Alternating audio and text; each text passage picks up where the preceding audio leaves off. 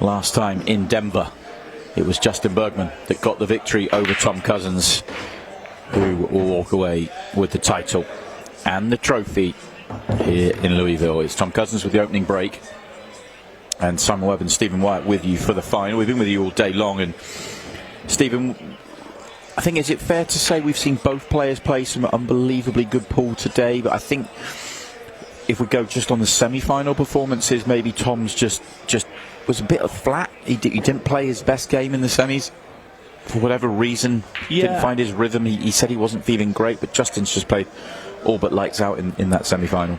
That's fair to say, but it's also funny because Tom kind of had his way with Joe and was a really comfortable win, whereas Justin's had to fight for all of his matches today prior to the semifinals. So I think at this point, because it is later in the night, I think this might come down to stamina. Who can hold that head game better in this final? Because Tom's had a few bit easier matches, if you want to say it like that.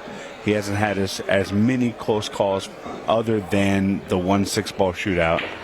But he did have the early start. You know, Tom was first match of the day at 11 a.m., whereas Justin was, what was he, final match? Yeah, he was the final. So maybe that's a factor. I don't know. Pool players are used to playing late into the night. I mean, we don't see it as much with Ultimate Pool USA, the way the tournaments are scheduled. This is a significantly late finish, really. First time I think we've seen anything go close to midnight. Yeah, by far our latest running event that we've ever had. Most of our events are no matches past 11. A little bit different here under the circumstances that we've had so many close matches, but that goes to show you the talent here at the Louisville Open and the Louisville Shootout. It's very high, and so we've been in a treat today with what we've seen, and we're not quite done yet. We're almost there, but I think there's a few more fireworks left. Tom's done really well here in the opening rack, though. This was a challenge and had to do a lot of work early. He's done it well, and said he was flat and struggling a little bit with control in the semi-final. But if he can start with a nice run out here, he might start to find a rhythm, although he would like to have had an extra turn on that one. Yeah, and he's going to come out fine, but you know, sometimes this opening rack is the precedent, and this he came up very short on. This is not what he wanted at all, and if he gets out here, he should feel fortunate. It's not that difficult of a shot, but it didn't have to be this hard at all.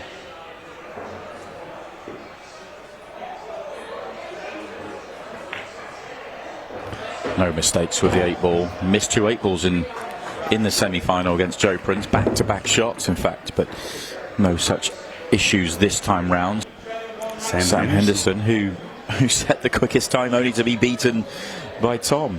And that includes a missed ball that, had he made, he would have set the quickest time, and I don't think Tom would have beat him. Yeah, it would have been down at 20, wouldn't it? We've really seen some crazy matches. You know, Justin squeaked by against Payne McBride in his opening match. Oh, look at that 8-ball. Very nearly a golden break in the opening break for Justin, but look at the leave. Just really awkward. On the bottom rail, and there's nothing for 3 diamonds on his end of the table. Very awkward.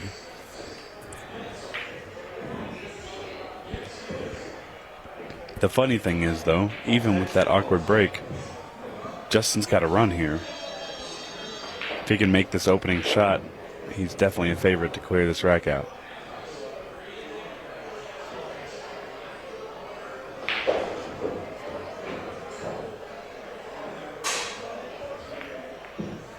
And make the opening shot he does to perfection.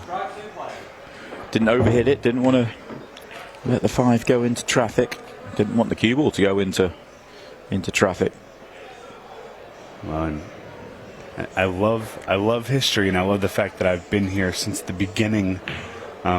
Makes me feel a little special, and I know the history because I've been here. We've not ever had a back-to-back shootout champion. We have had back-to-back open champions, but not in the shootout. So Justin's really looking to make a little history here, and Tom wants to break history and keep him from doing so and take that shootout title for himself. Yeah, we've had Darren Appleton, we've had Jordan Shepherd, and we've had Justin Bergman take down the 3 shootout titles so far. Can Tom Cousins join the list, or it will be 2 for Justin? It's been a brilliant start from both. Both have had challenging layouts. There's no, these are 2 great players. If they get good open layouts, you expect them to get it. But they've both had to work hard early in their visits, and both have done it. Both start well here till tomorrow lunchtime. She will be here. That's the good news. Sad news is obviously that she lost in the, I think it's the quarterfinals of the World Championships. But the nice news for us is that we get to see her here in the mixed pairs tomorrow night. Yeah, and that's going to be a real treat, because as we saw, Sam Henderson, who had a absolutely brilliant run here in the shootout, only going down to that 6-ball shootout. He's got a strong partner in Sophia, so they'll be looking to make their own history tomorrow as the first ever mixed pair shootout. Yeah, could make the case for them to be the favourites. They're certainly in the mix. Yeah, Tom Cousins and Tara Connor. It's tough to actually to pick a favourite for that. Well, a lot more to discuss on that tomorrow. Really looking forward to that tomorrow night from 6 p.m. Eastern time. Back to this one, and a lot of pool left, but we're at the end of it here. This is going to be a great final, and it's already lived up to the hype so far. Tom's got a great shot there to open that ball up. Just needs to do a little bit more work. Just the 9. Do you think the 9 goes up the table? He can get underneath it in a couple of shots' time. I'm not sure, because the 1 ball looks pretty thick. But I do believe it goes down here in the bottom right-hand corner. I think you can get an angle on it.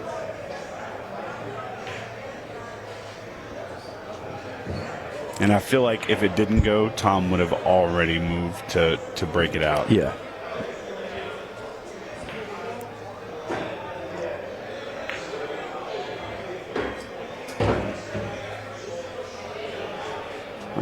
And if it doesn't go in the top left-hand corner, then there's a good chance that Tom came up short here, unless he's going to draw out of it. It definitely goes in the top left then. That 1 ball looks very big in the way. Still very surprised with Tom's mannerism around the table. He looks confused. This feels very similar to the semi-final, where he was making finishes, but he just was not looking himself around the arena, and he said as much when I caught a brief word with him afterwards.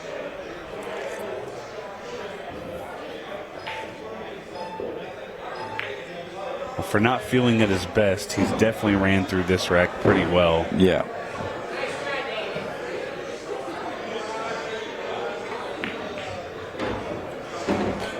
And the crowd here starting to migrate into to see what's going to happen in this final. Watch the 8-ball here. Justin's been flirting with it. He's going again. It's another golden break for Justin Bergman, and he doesn't realise, he doesn't even notice. Not as dramatic as the last one, but every bit as important. He gets a frame on the board, and we're all square at 2-2. And this 8-ball really did go for a ride this time round. I'm not sure how he broke against Joe Prince, but he's got the cue ball. Oh no! This could be the first one against the break. And no more holding serve here.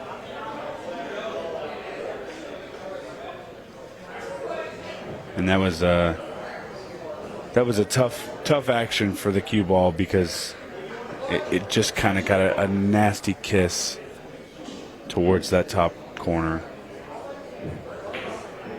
Justin's got an opportunity to, and I almost want to say, steal the shootout from Tom, because neither one of them had really made a mistake.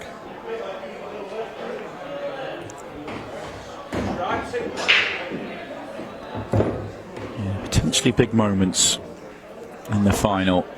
The golden break, the scratch straight after. Justin puts the finish on top of it and has the next break, and he does what he's been doing a lot throughout the day, which is break and running. It just could be the moment where he starts to steal a march on this final. First things first, though, he's got to take these out.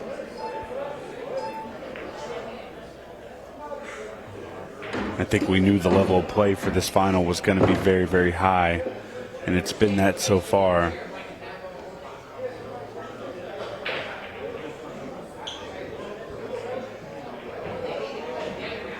Justin's just trying to figure out the best navigation for this. He knows the 15 goes in the right-hand side pocket,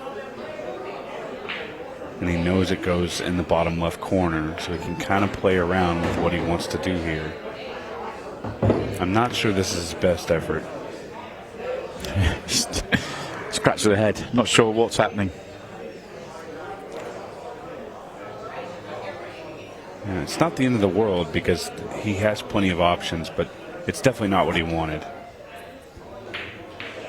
He's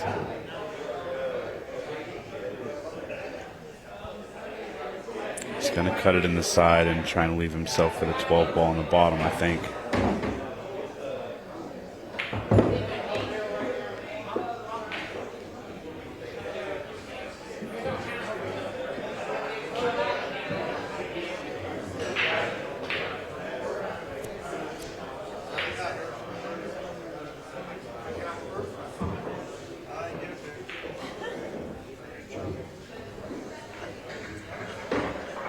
Shot there.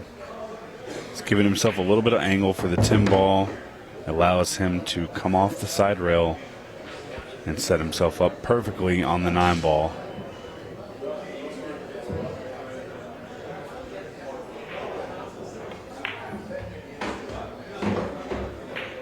And you couldn't have asked for a better lead than that. Justin is going to steal the lead from Tom Cousins after a golden break, followed up by a scratch on the break, if he can sink this 8 ball. Match just remains flawless, doesn't it? First visits all the way through.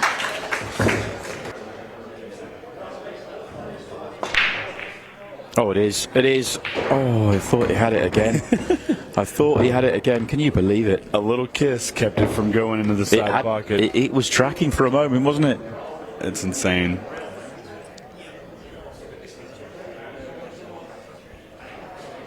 Got several kisses, and just crazy how that happens. You can ask somebody what the chances are of making the 8 ball in the break, and most people are going to say it's a very low chance. But Justin has just really been on point with making the 8 ball move, and anytime it moves, there's always a chance it falls. Most importantly, though, from Justin's perspective, he's making other balls. He's giving himself opportunities off his break at a very consistent pace. Just caught that maybe a hair full, but he's fine. He's opened it up. He catches it just a touch less. The cue ball comes further away, but it's still fine. He can come down the table. He can even clip it in now. His choice. Oh, slight issue here. I'm not entirely sure.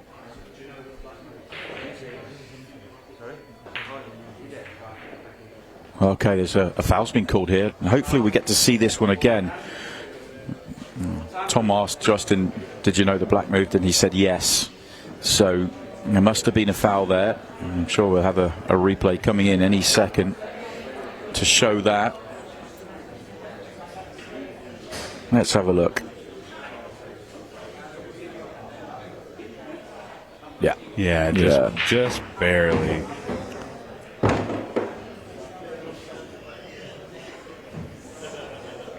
I have to say some good sportsmanship out there, really. Both players kind of acknowledging it and dealing with it.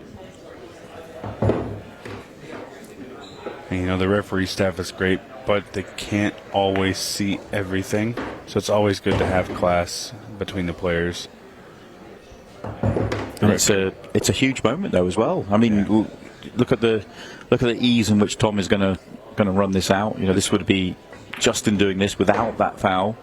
And that would be for 4-2. Instead, it's going to be 3-3. This could very well be a turning moment, and Yep. you know, we talked about seeing everything, and this just adds to the list. Unfortunate for Justin, but very sportsman-like moment there. If they wanted a quick break, it is just those two. They are helping some of the referees that have been going through the training program, teaching them the time management system, but ultimately it's just them, so they don't get too many breaks. Hats off to all the IRO referees. The growing team. Absolutely. Okay, Tom makes a ball this time. How's the layout? I think he has to go solids. No, he doesn't have to, actually. You can see an out on the stripes, but I think solids are the way. It's just a little bit fiddlier to go stripes, so a couple of key shots early. Yeah, and it's really just having a shot at the 4-ball. If he can get a shot on the 4-ball, he'll have the 5.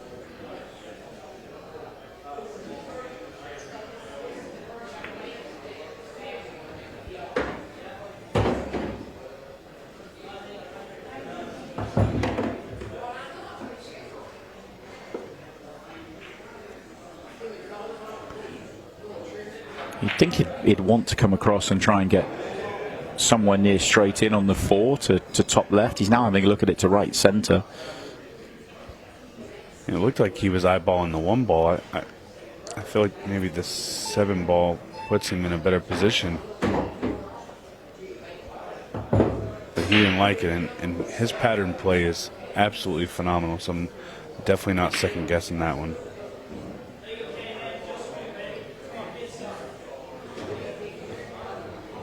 He can generate the same area for the cue ball with this 3.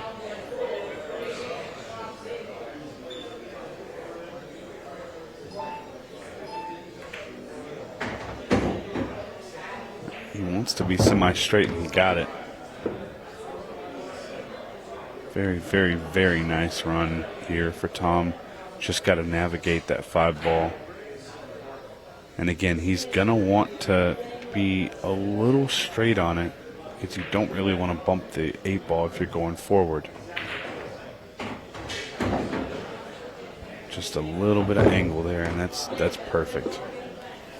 I feel like this has been very much an evolving pattern. He's kind of changed his mind a couple of times on the way through, depending on the slight variations he's landed with the angles, and still trying to find a really clean way through it.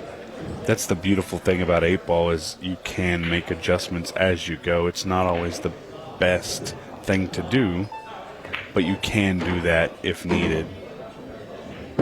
And usually it's just the elite players who are going to make those subtle changes and still be successful.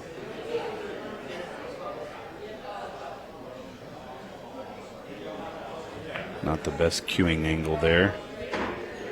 He came out fine. He came out fine. Still in the lead back from Justin Bergman. 4-3, Tom Cousins. Yeah. Justin touches the table for the first time following that foul on the 8-ball. He's lost 2 frames since. Once again, gets the 8-ball moving. And what a break this is.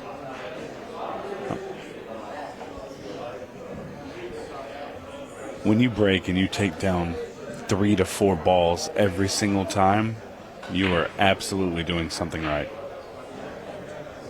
Not only that, but also, like you said, getting the 8-ball moving. It's hard to fade that.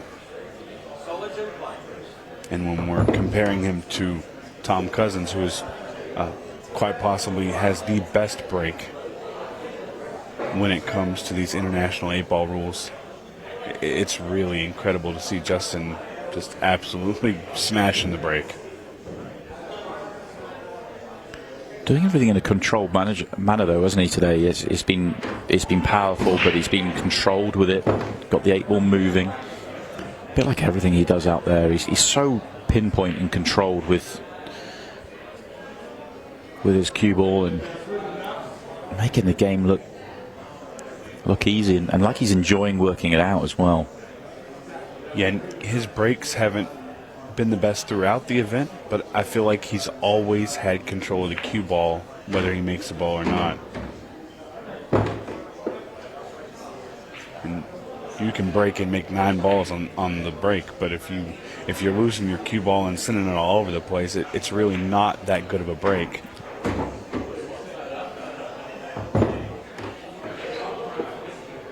You see him. I feel like this is going to be kind of a let your stroke out shot. A little bit of bottom right and send the cue ball 2, maybe even 3 rails around.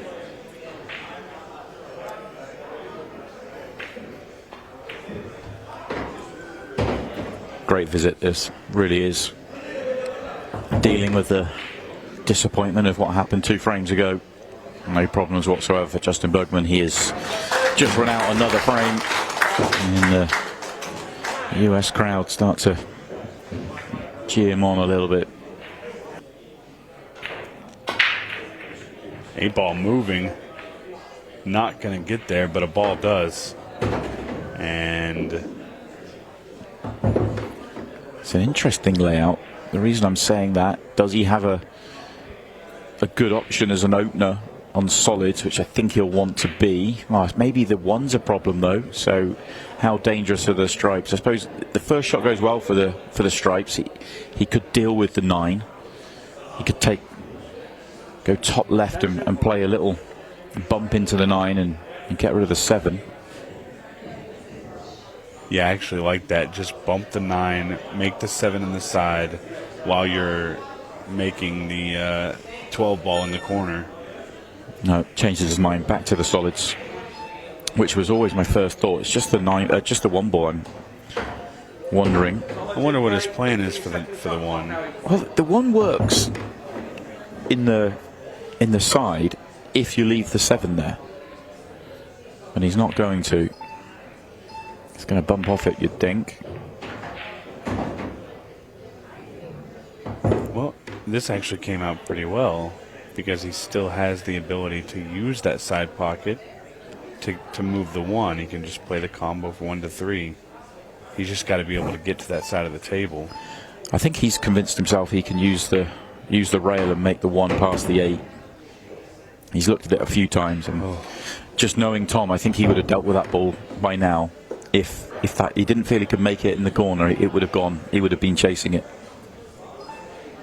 I know the camera can be deceiving, but that's a hard stretch for me. I'm having trouble seeing it, but I'm not at the table. Tom is, and if he believes it goes, I have to agree with him.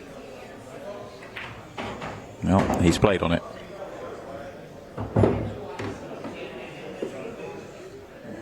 It's definitely not straightforward. He does have to hit it very well.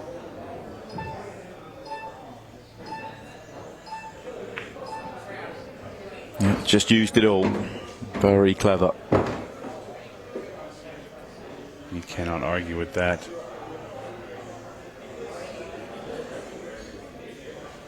And doing all this at 15 seconds a shot as well, just to add to the fun. Simple enough 8 ball then to get himself on the hill.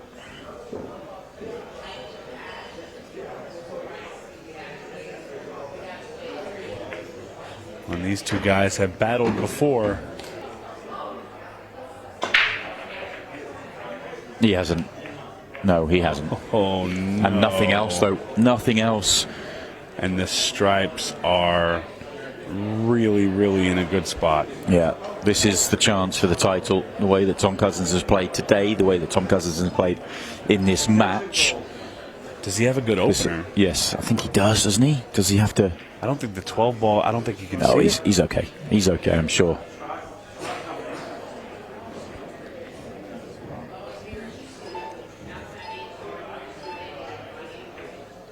Just turned it a touch. Definitely had to spin it a little bit, but it was a great shot. And Tom Cousins is set up beautifully to get a little bit of revenge and a trophy as the 2024 Louisville Shootout champion. He's just got to make it through this rack.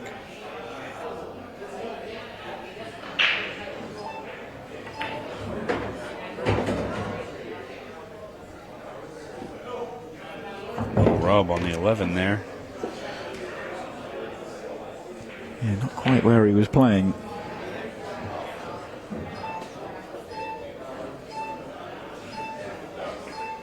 I was going to say, there's a little rush for time on that one. Can't count out the thought of a little bit of drama. Yeah, I was just thinking that. Match. Just the tiniest bit of hope here for Justin, but not much. If he's straight, it's no good. If it's straight, it's really no good. And he scratches the head. He's not good here. I think he has the tiniest sliver of being able to draw this ball behind the 6-3 and come out okay.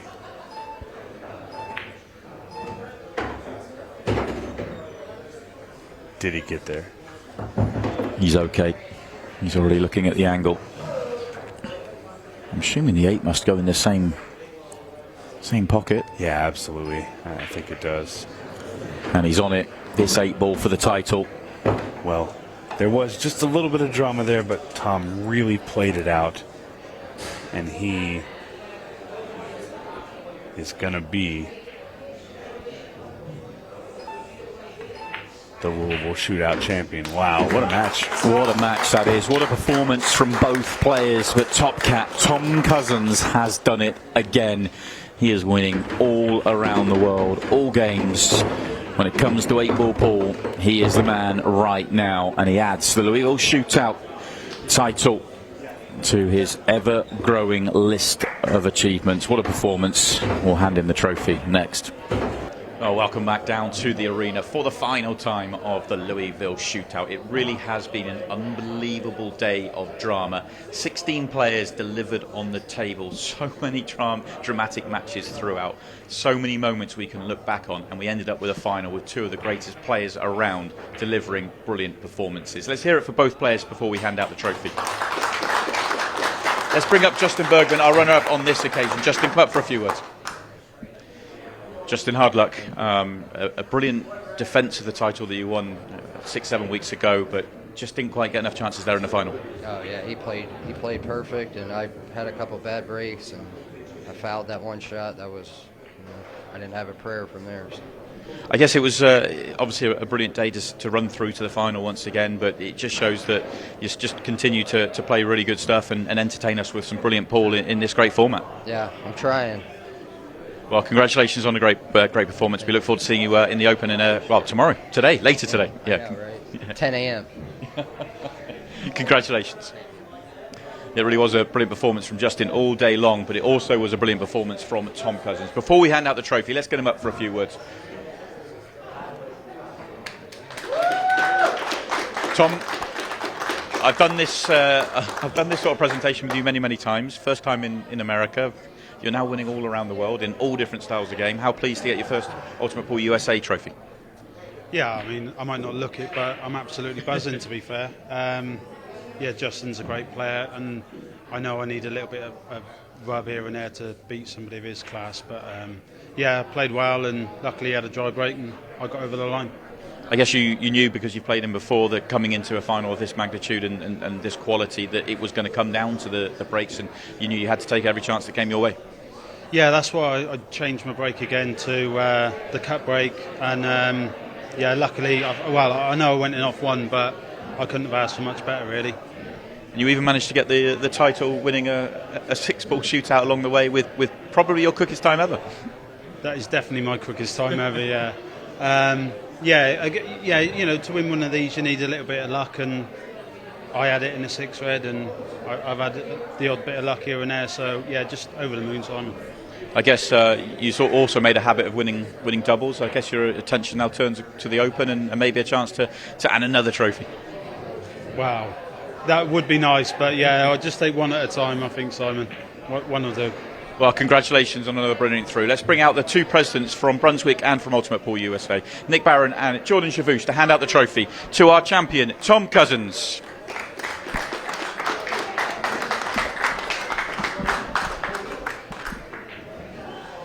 It really has been an unbelievable day of pool here. We have seen so many dramatic moments, golden breaks to win matches, buzzer beaters, 6-ball shootouts galore.